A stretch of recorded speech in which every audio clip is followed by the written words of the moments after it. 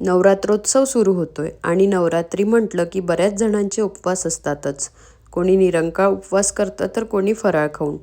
मग 9 दिवस फराळाला रोज रोज काय खायचं हा प्रश्न असतोच.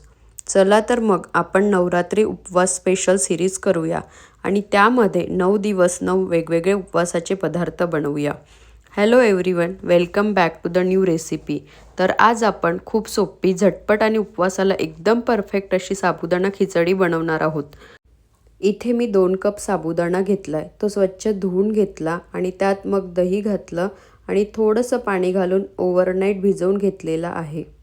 त्यानंतर मी बटाटा बारीक कापून घेतला आणि 4 ते 5 हिरव्या मिरच्यांची पेस्ट तयार करून घेतलेली आहे. आता कढईत तेल किंवा तूप गरम करून त्यात जिरे आणि हिरव्या मिरचीची पेस्ट घालूया. हे छान परतून झालं की त्यात बटाटा घालूया. इथे मी भाजलेले शेंगदाणे मिक्सरला वाटून घेते आहे. बटाटा छान परतून झाला की त्यात भिजवलेला साबुदाणा, थोडंसं दही, शेंगदाणा पावडर आणि चवीपुरतं मीठ घालून छान मिक्स करून घेऊया.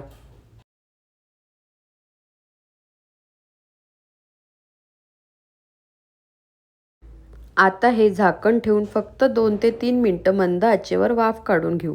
साबुदाणा खिचडी रेडी होते तोपर्यंत आपण त्यासोबत खायला मस्त अशी शेंगदाण्याची चटणी बनवून घेऊया.